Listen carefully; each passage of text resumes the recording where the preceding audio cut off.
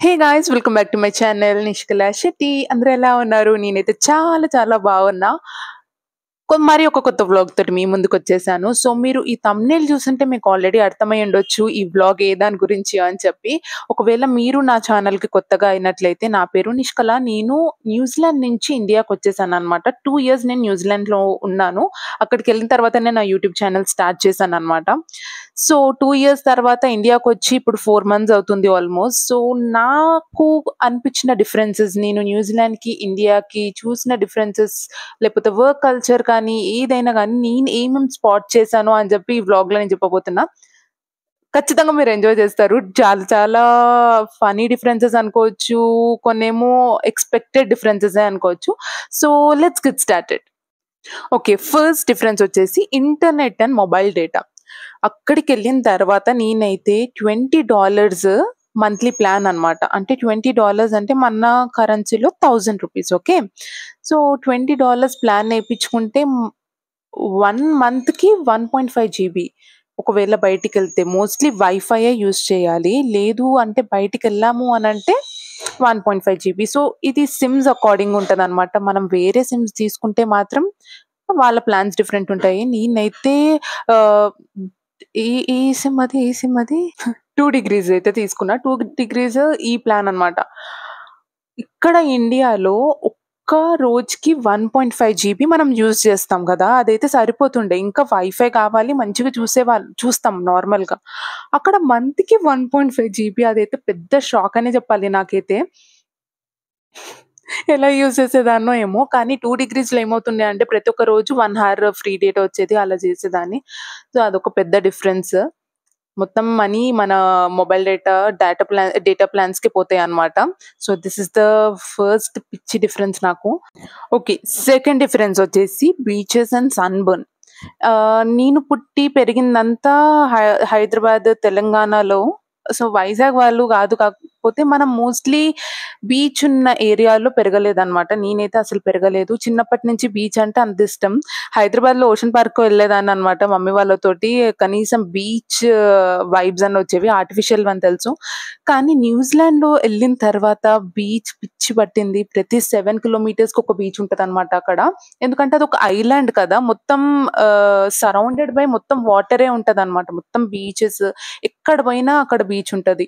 మనం ట్రైల్‌కెళ్ళినా, లేకపోతే హైక్స్‌కెళ్ళినా, బీచ్ నుంచి వ్యూస్ ఒకవేళ బీచ్ అంటే పిచ్చున్న వాళ్ళకైతే అది పారడైస్ లాగానే అనిపిస్తదనమాట న్యూజిలాండ్ అయితే. ఆక్లాండ్‌లో ఉండేదాన్ని. నేనైతే ఆక్లాండ్‌లో ఉండేదాన్ననమాట. చాలా చాలా బీచెస్ ఉండేవి. నాకైతే నా బర్త్‌డే రోజు కూడా మీరు ఎప్పటినుంచో నా ఛానెల్‌ని ఫాలో అవుతుంటే మీకు అర్థమవుతది. ఆల్రెడీ నేను లాస్ట్ ఇయర్ ఇప్పుడు మొన్న 2 ఇయర్స్ బ్యాక్ కాకుండా లాస్ట్ ఇయర్ ఒక వ్లాగ్ పెట్టాననమాట. నా బర్త్‌డే వ్లాగ్. నేనొక్కదాన్నే బయటికెళ్ళా. ఆ రోజు నేను ప్లాన్ చేసుకున్నా. అలానే ప్లాన్ చేసుకున్నా అనమాట. ఆ రోజు బీచ్‌కెళ్ళి నా ఫేవరెట్ ఐస్ క్రీమ్ తినాలి అని చెప్పి. సో, అంత బావుంటది. కానీ ఇక్కడ నేను బీచ్‌ని చాలా మిస్ అవుతున్నా. ఇక్కడ ఎళ్ళాలి అనంటే వైజాగో లేకపోతే దగ్గరున్న డిఫరెంట్ స్టేట్స్‌కి వెళ్ళాల్సొస్తది. హైదరాబాద్‌లో లేదు. అదొక డ్రాబ్యాక్. సో, ఇంకా సన్‌బర్న్‌కొచ్చేస్తే న్యూజిలాండ్‌లో యూవీ రేస్ అది ఏవేవో ఓజోన్ లేయర్‌కి హోల్ పడి యూవీ రేస్‌ది కొంచెం సో, ఏదో కొంచెం పెద్ద పెద్ద ప్రాబ్లమే ఉందనమాట. సన్ రేస్ చాలా స్కిన్ క్యాన్సర్ అనేది చాలా స్ప్రెడ్డింగ్ ఫ ఫాస్ట్‌గా స్ప్రెడ్ అయ్యే క్యాన్సర్ అనమాట న్యూజిలాండ్‌లో. సో, సన్ స్క్రీన్ పెట్టుకొనే బయటికి వెళ్ళాలి. మన స్కిన్ టోన్‌కి అంత ఎఫెక్ట్ పడదు కానీ, వాళ్ళ స్కిన్ టోన్ న్యూజిలాండర్స్ కివీస్ ఉంటారు కదా! వాళ్ళ టోన్‌కి ఎక్కువ ఎఫెక్ట్ పడతది. బట్ ఎనీవే మనం గూడా పెట్టుకోవాలనమాట. సన్ స్క్రీన్ పెట్టుకుంది బయటికెళ్ళకూడదు. ఈవెన్ నైట్ టైమ్ వెళ్ళినా కంపల్సరీ సన్ స్క్రీన్ పెట్టుకోవాలి. కొంచెం సెన్సిటివ్ స్కిన్ ఉంటే సన్‌బర్న్ అవుతది ఖచ్చితంగా. ఇక్కడేంటంటే మరి అంతుండదు. అండ్ థర్డ్ డిఫరెన్స్ వచ్చేసి టెంపరేచర్ అండ్ వెదర్. ఏమైందంటే న్యూజిలాండ్‌లో చాలా తక్కువ టెంపరేచర్. నేను న్యూజిలాండ్‌లో నుంచి ఫిబ్రవరిలో వచ్చాననమాట. ఫిబ్రవరిలో ఏమైంది అక్కడ సమ్మర్. ఒక 2-3 months summer, 3 months summer already నేను సమ్మర్ అయిపోయింది అక్కడ. చాలా అక్కడ అంత టెంపరేచర్ లేకపోయినా కొంచెం టెంపరేచర్ ఉన్నా బాగా స్కిన్ అనేది బాగా మండుతా ఉంటదనమాట. ఫుల్ బర్నింగ్ సెన్సేషన్ అవుతుంటది. సో, హ్యాట్ కానీ సన్ స్క్రీన్ కంపల్సరీ. అక్కడి నుంచి ఇక్కడికొచ్చిన తర్వాత ఇక్కడ మార్చ్, ఏప్రిల్, మే, జూన్ ఇదంతా మళ్ళీ సమ్మరే. సో, ఆల్మోస్ట్ 6 మంత్స్ నుంచి నేను సమ్మర్ అనుభవిస్తున్నా. నా పరిస్థితి మీరు అర్థం చేసుకోండి. ఆల్మోస్ట్ నా హాఫ్ ఇయర్ సమ్మర్‌కే పోయింది. నాకు సమ్మర్ అస్సలు నచ్చదు. వింటర్ అన్నా నేను భరిస్తా గానీ, సమ్మర్ అయితే నాకు బీపీ లో అయ్యి, డీహైడ్రేటెడ్ అయ్యి, కళ్ళు తిరగడం వల్ల అస్సలు నచ్చదనమాట. అందుకోసమే ఇప్పుడు వర్షాలు పడుతుంటే హైదరాబాద్‌లో చాలా హాయిగా అనిపిస్తుంది. వెదర్ డిఫరెన్స్, టెంపరేచర్ డిఫరెన్స్ చాలా ఉంటుంది న్యూజిలాండ్‌కి, ఇండియాకి. అదైతే నోటీస్ చేశాను. ఇక్కడ 45-50కి వెళ్ళిపోతది. అక్కడేమో వింటర్స్‌లో మైనస్ ఎళ్ళదు. ఆల్మోస్ట్ లైక్ 3 డిగ్రీస్ వరకు ఉంటది ఆక్లాండ్‌లో. కానీ వేరే సౌత్ ఐలాండ్ అలా అయితే మైనస్‌లో వెళ్ళిపోతదనమాట. సో, ఇది నా థర్డ్ డిఫరెన్స్. నెక్స్ట్ వచ్చేసి ట్రాఫిక్ అండ్ రోడ్స్. ట్రాఫిక్ అయితే న్యూజిలాండ్‌లో కూడా ఉంటది. నేను ఆక్లాండ్‌లో అయితే ట్రాఫికే ఉంటది. కానీ మరీ ఇండియాలో ఉండదు. ఎందుకంటే న్యూజిలాండ్‌కి, ఇండియాకి పాపులేషన్ డిఫరెన్స్ చాలా ఉంటది. మన హైదరాబాద్‌లో ఉన్నంత పాపులేషనే న్యూజిలాండ్ మొత్తం కంట్రీలో ఉంటదనమాట. 5 మిలియన్ పాపులేషన్ ఉంటది అంతే. సో, మన హైదరాబాద్‌లో ఉన్న జనాలంతా కలిపితే అక్కడున్న కంట్రీ మొత్తంలో స్ప్రెడ్ అయ్యి ఉంటారు. పాపులేషన్ డిఫరెన్స్ నేను అర్థం చేసుకుంటా. బట్ ట్రాఫిక్ ఇండియాతో కంపేర్ చేస్తే న్యూజిలాండ్‌లో తక్కువుంటది. పార్కింగ్‌కి బాగా ప్రాబ్లమ్ అవుతదనమాట న్యూజిలాండ్‌లో. అండ్ అదే కాకుండా హార్న్స్ అక్కడ నేను లిటరల్లీ 2 టైమ్సో, 3 టైమ్సో హారన్ కొడతాం కదా! కార్‌కి కానీ ఏదైనా హాంక్ కానీ 3 టైమ్స్ ఇన్నా. 2 ఇయర్స్‌లో 3 టైమ్స్ ఏమో ఇన్నా హార్న్ కొట్టడం.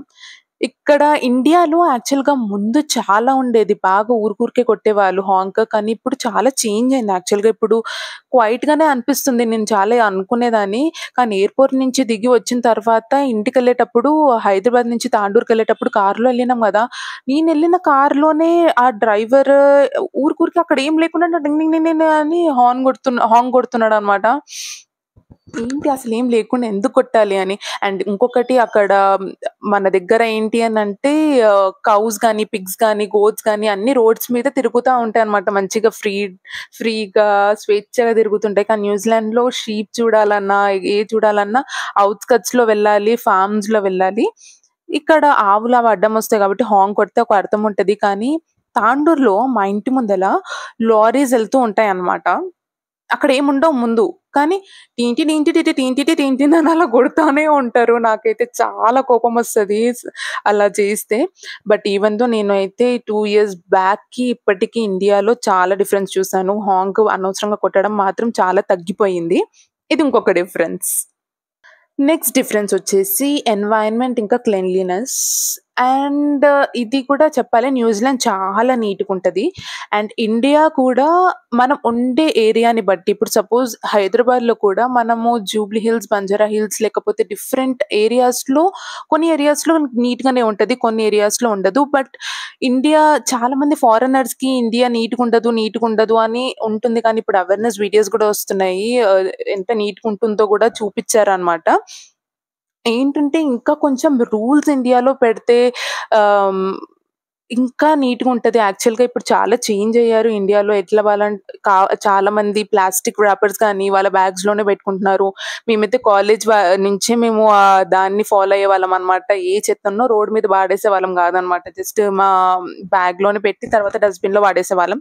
ఎ ఇప్పుడు ఇలా చేయడం నేను చాలా మంది దగ్గర చూసాను. చాలా మంది ఇలా ఫాలో చేస్తున్నారు. ప్లాస్టిక్ తక్కువ చేసి స్టీల్ ఇంకా వుడ్ కానీ లేకపోతే రీయూజబుల్‌వి ఎక్కువ యూజ్ చేస్తున్నారన్నమాట. ప్లాస్టిక్ తగ్గించి ఇంకా చాలా ప్లేసెస్‌లో ప్లాస్టిక్ ఫ్రీ కూడా చేశారు. ఐ థింక్ తిరుపతిలో కూడా అనుకుంటా.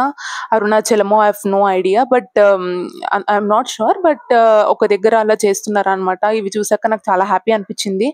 ఇంత పాపులేషన్‌ని కూడా నేను అర్థం చేసుకోగలను. ఇంత పాపులేషన్‌ని కూడా ప్రతి ఒక్కటి మెయింటైన్ చేయడం కూడా కష్టమే. బట్ ఆ డిఫరెన్స్ వచ్చింది కదా! దానికి నేను చాలా హ్యాపీగా ఉన్నా. నెక్స్ట్ డిఫరెన్స్ వచ్చేసి ఏంటి అనంటే న్యూజిలాండ్‌లో పిల్లలందరికీ అప్ టు 12 ఇయర్స్ 12 ఇయర్స్ 18 ఇయర్స్‌కు ఫ్రీ ఎడ్యుకేషన్ ఉంటదనమాట ప్రతి ఒక్కరికి. ఒకవేళ ఎక్స్‌ట్రా ఏమన్నా ఉంటే దానికే పే చేయాలి కానీ మాక్సిమం అందరికి ఫ్రీ ఎడ్యుకేషన్ ఉంటది. ఇండియాలో ఏంటి అనంటే గవర్నమెంట్ స్కూల్స్‌కి ఒక్కటే ఫ్రీ. ప్రైవేట్ వాళ్ళకి మనం కట్టుకోవాలి. అండ్ అక్కడ కూడా ప్రైవేట్ కూడా ఉంటది న్యూజిలాండ్‌లో. కానీ ప్రైవేట్ ఇంకా ఎక్కువ కాస్ట్‌లీ. మన దగ్గర ప్రైవేట్ ఎలా ఉంటదో న్యూజిలాండ్‌లో గవర్నమెంట్ అంతే క్వాలిటీలో ఉంటదనమాట. అంతే మెయింటెనెన్స్‌లో. వాళ్ళ మళ్ళీ ఇది కూడా దీంట్లోనే కన్సిడరేషన్ చెప్పాలి. ఎందుకంటే అక్కడ పాపులేషన్ తక్కువ కాబట్టి దే కెన్ అఫోర్డ్ పిల్లలకి ఫీ ఇవ్వడానికి గవర్నమెంట్ అఫోర్డ్ చేయగలుగుతది. కానీ ఇక్కడ ఇంతమంది గదా! బట్ ఇప్పుడు కూడా గవర్నమెంట్ స్కూల్స్ కూడా చాలా మంచిగా మెయింటైన్ చేస్తున్నారు. అప్పట్లాగా లేదు. So, this is the another difference. Next difference వచ్చేసి డెలివరీ గురించి. పోస్ట్ అవన్నీ డెలివరీ ఉంటాయి కదా! న్యూజిలాండ్‌లో ఏంటి అనంటే ప్రతి ఒక్క ఇంటికి ఒక పోస్ట్ బాక్స్ అనేది ఉంటదనమాట. ఒక్కొక్క ఇంటి నంబర్‌కి మొత్తం ఒక కాలనీ దగ్గరనే స్టార్టింగ్‌లో పోస్ట్ బాక్సెస్ ఉంటాయి. సో, ఏవన్నా చిన్న పార్సెల్స్ అయితే దాంట్లోనే పెట్టేస్తారు. లేదు ఇలా లెటర్స్ ఏవన్నా ఉంటే దాంట్లోనే పెట్టేసి ఎళ్ళిపోతారనమాట. అది మనము ఫోన్ గూడా చేయరు. మనం రోజు చెక్ చేసుకోవాలి. ఏమైనా ఉన్నాయా లేదా అని చెప్పి. ఇక్కడేంటి అంటే మనకు డెలివరీ ఈరోజు కాకపోతే రేపొచ్చి చేస్తారు కదా! ఫోన్ చేస్తారు. అక్కడ ఫోన్ గూడా చెయ్యరు. అసలు దాంట్లో మనకి డెలివరీ అయ్యిందా లేదా అని మనం యాప్‌లో చెక్ చేసుకుంటే తప్ప మనకు డెలివరీ అయ్యిందనే తెలవదనమాట. సో, వాళ్ళు ఫోన్ చెయ్యరు. మనమే చెక్ చేసుకుంటూ ఉండాలా పోస్ట్ బాక్స్‌లో ఏమన్నా ఉన్నాయా అని. అండ్ ఆన్‌లైన్ ఆర్డర్స్ వచ్చేసి మన ఇంటి ముందు వదిలేసి ఎళ్ళిపోతారనమాట. సో, మనం ఇంటికొచ్చిన తర్వాత మన డోర్ ముందు అది ఉందని అనంటే ఉంది. లేదు అంటే లేదు. ఆక్లాండ్‌లో ఏమైతదంటే న్యూజిలాండ్‌లో ఆక్లాండ్‌లో ఉంటా కాబట్టి నేను అలా చెప్తాను ఆక్లాండ్ అని. అక్కడ ఏమైతది అనంటే చాలా ఇప్పుడేమైందంటే బాగా దొంగతనాలవుతున్నాయి. చాలా మంచి కంట్రీ సెక్యూరిటీ గాని లేకపోతే ఏం ప్రాబ్లమ్ ఉండదు. కానీ దొంగతనం బాగా అవుతది. ఏంటి అంటే టైర్స్ కానీ లేకపోతే లోపల ఒకవేళ పర్స్ ఏదైనా కనిపించినా కార్ గ్లాస్ బ్రేక్ చేసి ఆ పర్స్ తీసుకొని ఎళ్ళిపోతారు. బాగా దొంగలుంటారనమాట. చిన్నవి అన్నీ పిచ్చివి. నా షూస్ అయితే నైకీ షూస్ మంచిగా నేను ఇంటి ముందల పెట్టినా అసలెవ్వరు రారు. బట్ ఎవరు తీసుకున్నారో జస్ట్ అయిపోయింది. ఇంకా అది తీసుకొని ఎళ్ళిపోయారు. ఇంక పోయిందిలే అని అనుకున్నా. సో, దొంగతనాలకొకటే. ఇక్కడ మరీ అంత ఉండదు. న్యూజిలాండ్‌లో ఉన్నంత ఉండదు ఇండియాలో. ఉంటాయి. బట్ ఇట్లా మరీ తీసుకొని పోయేంత ఏం లేదు. అందుకోసం అంత ప్రాసెస్ అనేది బాగా పెడతారనమాట. ఫోను చేసి ఓటీపీలు పెట్టి అవన్నీ అలా చేస్తారు. సో, ఈ డెలివరీ అనేది నాకు చాలా డిఫరెన్స్ అనిపిచ్చింది. అండ్ నెక్స్ట్ డిఫరెన్స్ వచ్చేసి వాటర్. అక్కడ టాప్ వాటర్ నుంచి నేను తాగేయొచ్చనమాట. మనం అంత ప్యూర్‌గా ఉంటాయి. ఇక్కడ ఏంటి అంటే మనం మినరల్ వాటర్ తెప్పించుకోవాలి. లేదు అనంటే ఇంకా మనకు రోగాలే వస్తాయి. సో, మినరల్ వాటర్ ఇది ఇంకొక మేజర్ డిఫరెన్స్. అక్కడైతే టాప్ వాటరే తాగొచ్చు మంచిగా. సింక్‌లోనే పట్టుకొని తాగేసేవాళ్ళమనమాట మేమంతే. చాలా తక్కువ మంది మళ్ళీ కొనుక్కొని తాగాలి ఒకవేళ వాళ్ళ హెల్త్‌ని బట్టి. నెక్స్ట్ డిఫరెన్స్ వచ్చేసి హౌస్ హెల్ప్. అక్కడ మనము ఒకవేళ ఎవరినైనా ఇట్లా మెయిడ్ గాని, హెల్ప్ చేయడానికి పని మనుషులు అలా పెట్టుకోవాలి అనంటే డబ్బులు ఎగిరిపోతాయన్నమాట. అక్కడ అంతా ఒక చాలా చార్జ్ చేస్తారు. ప్లంబింగ్‌కి కానీ, కార్పెంటింగ్ కానీ, రిపేర్ వర్క్స్‌కి కానీ, న్యూజిలాండ్‌లో అందరికన్నా వాళ్ళే ఎక్కువ ఎర్న్ చేస్తారనమాట. వాళ్ళకి మనం పే చేయాలి అనుకోవడం కన్నా, ఆ స్కిల్ మనం నేర్చుకొని మనం చేసుకోవడమే బెటర్. అందుకోసం మోస్ట్‌లీ అందరూ క్లీనింగ్ కానీ, ఇంటికి పెయింటింగ్ కానీ అన్నీ వాళ్ళే చేసుకుంటారనమాట. అండ్ హవర్లీ వైస్ పేమెంట్ ఉంటది వాళ్ళకి. ఎవరినైనా పే చేయాలి అన్నా కూడా మనం హవర్లీ వైస్ పే చేయాలి. 1 హవర్‌కి ఒక 2000 లేకపోతే 3000 అలా 1 హవర్‌కి అలా పే చేయాల్సొస్తది. ఇక్కడేంటి అంటే జనాలు గూడా చాలా మంది ఉంటారు కాబట్టి మనకి ఒకరు కాకపోతే ఇంకొకరు హెల్ప్ చేస్తారు. అండ్ మెయిన్‌లీ చాలా మందికి ఇప్పుడే డెలివరీ అయిపోయి పిల్లల్ని కనుంటారు కదా! వాళ్ళకి నాకైతే అబ్బా! అనిపిస్తది. అక్కడ ఎవ్వరు ఉండరు. రిలేటివ్స్ ఉండరు. ఆ టైంలో చూసుకోవడానికి చాలా మంది వాళ్ళ అత్తమ్మ వాళ్ళది పిల్లల గ్రాండ్ పేరెంట్స్‌ని ఇండియా నుంచి రమ్మంటారనమాట. ఎందుకంటే ఒకవేళ జాబ్‌కెళ్ళి సంపాదించకపోతే ఇల్లు గడవదక్కడ న్యూజిలాండ్‌లో. సో, మోస్ట్‌లీ గ్రాండ్ పేరెంట్స్‌ని రప్పించుకుంటారు. చిన్న పిల్లల్ని చూసుకోవడానికి, లేకపోతే మదర్‌ని చూసుకోవడానికి. ఇక్కడేంటి అనంటే మనము రిలేటివ్స్ ఉంటారు. అమ్మమ్మ వాళ్ళు, నానమ్మ వాళ్ళు అందరూ ఉంటారు కాబట్టి అసలు టెన్షన్ ఉండదు. అక్కడ న్యూజిలాండ్‌లో అందరూ హెల్ప్ చేయరు. ఎవరి లైఫ్‌లో వాళ్ళు బిజీ ఉంటారనమాట. ఇది ఇంకొక డిఫరెన్స్ వచ్చేసి ఫుడ్ ఇంకా కల్చర్ గురించి చెప్పాలి అని అంటే అక్కడ యాక్చువల్గా నేను మొత్తం ఇండియనే కుక్ చేసుకుంటుండే. ఇండియన్ సూపర్ మార్కెట్స్ ఉంటాయి. శ్రీలంక ఎవరెవరు ఏ కంట్రీ నుంచి రావాలనుకున్న వాళ్ళందరికీ సూపర్ మార్కెట్స్ ఉంటాయి అనమాట. ఫుడ్ అయితే నాకు ఇక్కడ ఏం దొరుకుతాయో అక్కడ మొత్తం ఇంపోర్ట్ చేస్తారనమాట న్యూజిలాండ్‌కి. అక్కడ నేను సేమ్ ఇక్కడ దొరికేటివి అక్కడ నేను తీసుకొని కొంచెం కాస్ట్ ఎక్కువుంటాయి. 3 టైమ్స్ ఏమో ఎక్కువుంటదనమాట. అక్కడనే తీసుకొని కుక్ చేసుకునేదాన్ని. సో, ఇంట్లో కుక్ చేసుకుంటుంటే కాబట్టి అన్నీ ఇండియన్‌వే దోస కానీ, బ్యాటర్ అన్నీ నేనే చేసుకుంటే పిండి అవన్నీ నేనే చేసుకుంటుండే. సో, ఫుడ్ గురించి నాకేం ప్రాబ్లమ్ లేకుండే. కానీ బయటికెళ్ళినప్పుడు ఒకవేళ మీరు థాయిలాండ్, వియత్నాం అక్కడ ఎళ్తే వెజిటేరియన్ అన్నా గూడా మీట్ మొత్తం కలిపే ఇస్తారనమాట. ఇదే వెజ్ అని చెప్తారు.